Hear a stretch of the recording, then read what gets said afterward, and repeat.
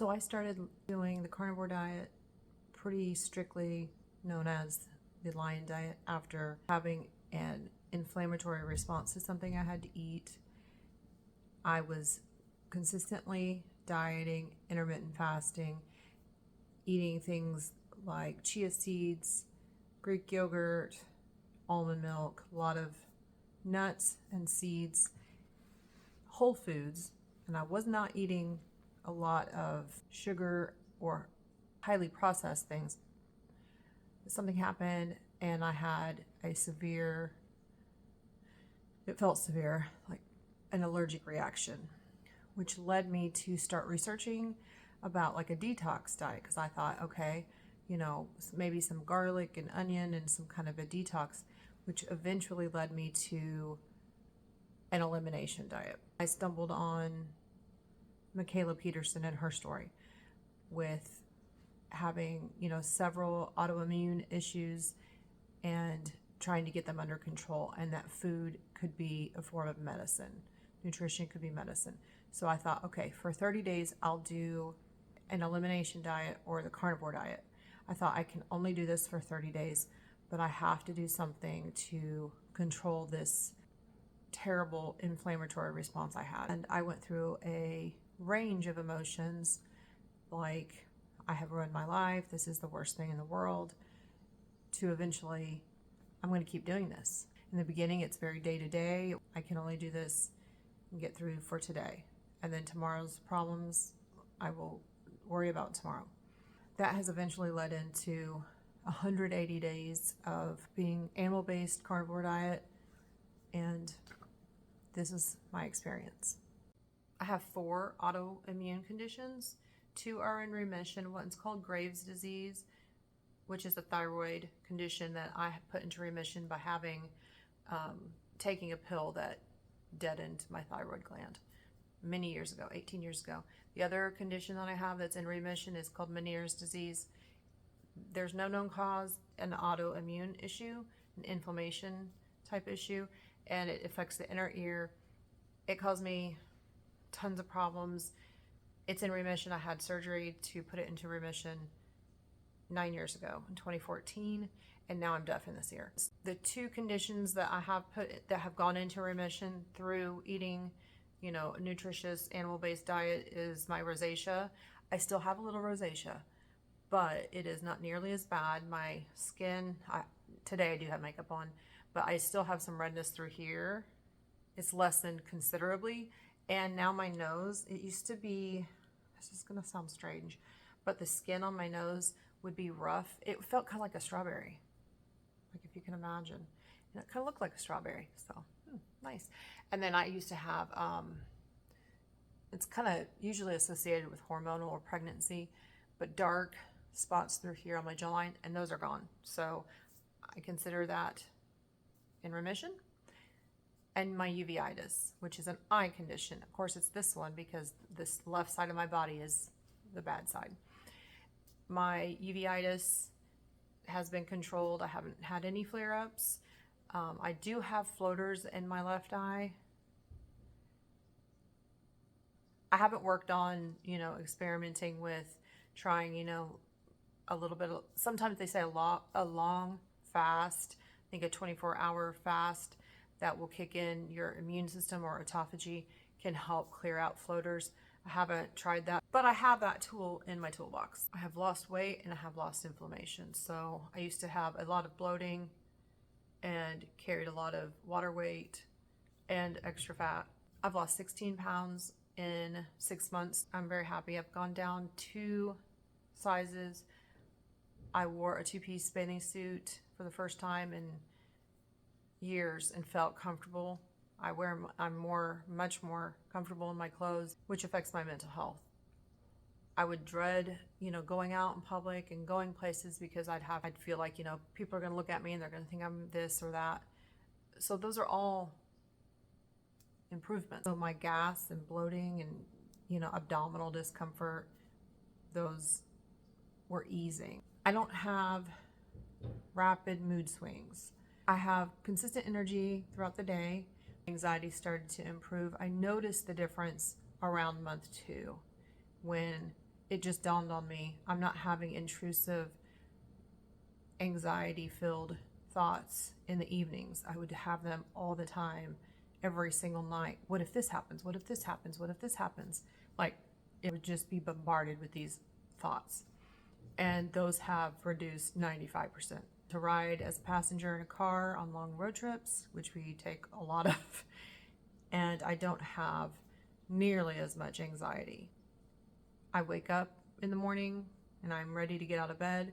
Never been one that, wants to get up and go until now. That really started to kick in about month 5, last month and this month, maybe month 4, but I'm much happier and I have consistent energy. I don't have brain fog. My teeth and gums and my oral health is a lot better. I don't have to take unnecessary medication anymore. I was taking over-the-counter medication, and I had been doing this every single day for months prior to starting in January of 2023. I was taking 2 allergy pills, one in the morning and one in the evening, over the counter, an indigestion pill every single day for months. That is ridiculous. And it never occurred to me, hey, maybe this is not a good idea. Okay, headaches. I have had headaches my entire life. Still get headaches sometimes, but they are much less often, and I can usually pinpoint if it's because, I'm really hungry, or if I need some electrolytes, if I'm thirsty, that kind of thing. And it took a while. That didn't happen for me, in the very beginning. It took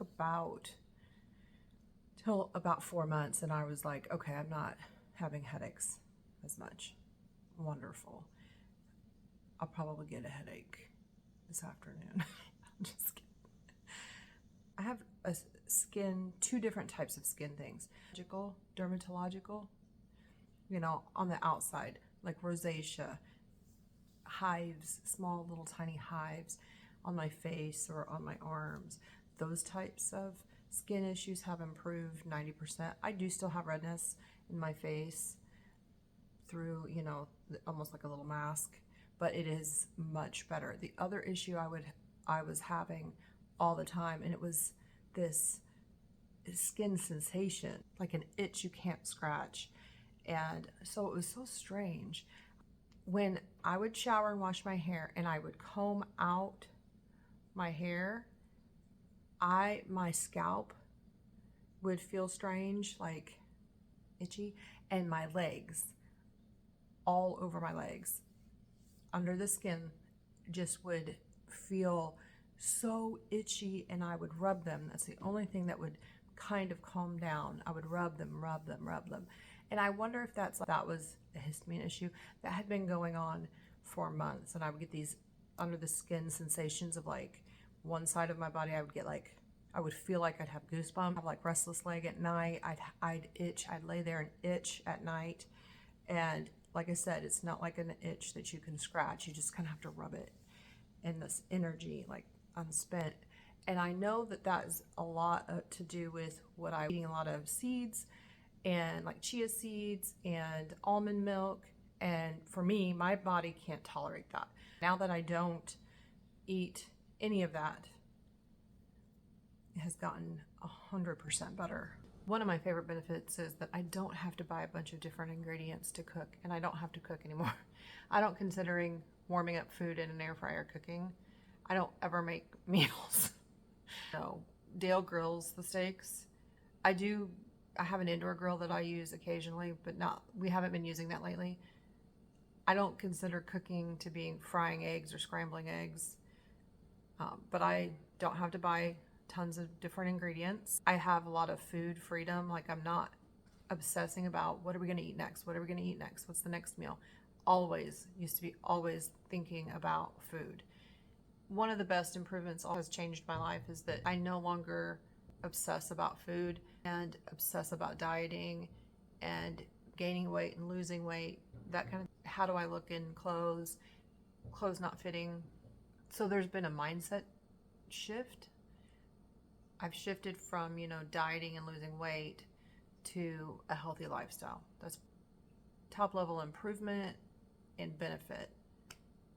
just the mental clarity, not being tied, so attached to food. A great benefit has been the community. Everyone that I have reached out to with questions along the way has always responded to me on social media in some way. You know, if it's YouTube or Instagram or whatever, every single one of these people have responded and been helpful and been happy to help. That's incredible and refreshing.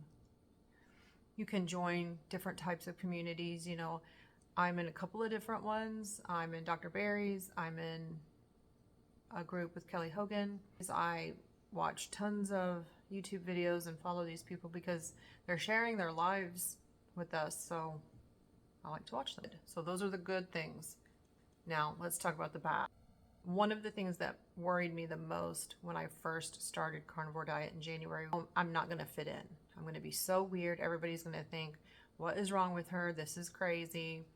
You know, my family and friends, the people I care about. I don't care about strangers on the internet. That's just noise. But what are my, you know, friends and family going to think? How am I going to feel about it? And around month 2, we had to travel and go home. And I realized there weren't a lot of outward signs of the changes I had made. So they couldn't see the evidence, but I did feel better. And people really don't care. Your loved ones really don't care, you know, that much. They're not focused on you the way you feel like they're going to be focused on you. So, but it is an obstacle. And one thing that can offset that is being in a community, finding your tribe, and getting support there. That helped me. Feeling like you're missing out on things. I experienced this during month 5 when we went on vacation to the beach. And I did struggle with that feeling of, you know, I'm not fitting in and I'm missing out. And so I did have some splurges for me. And I did feel pretty trashy the week after I got home. So that just reiterated to me that it's just not worth it. The other thing that's bad is all of the dirty dishes. It's constant loading and unloading the dishwasher. Now for the ugly. Diarrhea. It's gonna happen. It happened to me. And then the 3rd week I was on carnivore, we had really bad weather with really cold temperatures, snow and ice. It's unseasonable for where I live, so I was home for a week, which 2 things happened. I finally got fat adapted during that time, and I had keto flu for 2.5 to 3 days. It wasn't terrible. It was not the greatest thing. I had no energy. I felt achy, and I was really sleepy. Like I felt like I'd hit a wall. The 3rd ugly factor of carnivore that happened to me, I lost half my hair, which, like I said before, it was due to a couple of under eating during month 3, which changed my hormone levels quite a bit. And having such a stress on my body, probably from my first initial attack of inflammation, the reason I started. So thank goodness I have a lot of hair. I've been to my stylist, but I did shed about half of it. Now it's not shedding anymore. I already have a little bit of regrowth. The problem is my regrowth is gray, which I'm letting it grow out naturally. When I started noticing the massive, copious amounts of hair that I was shedding, I did go again to YouTube and watched videos.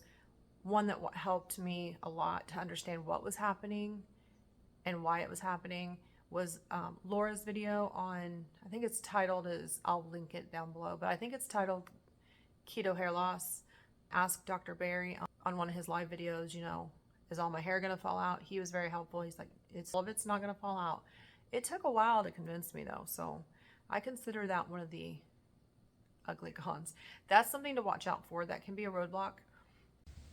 One day after my 6-month anniversary on carnivore diet, I had a huge setback. And now I'm not sure. You know, I have a couple of options. Here's what happened.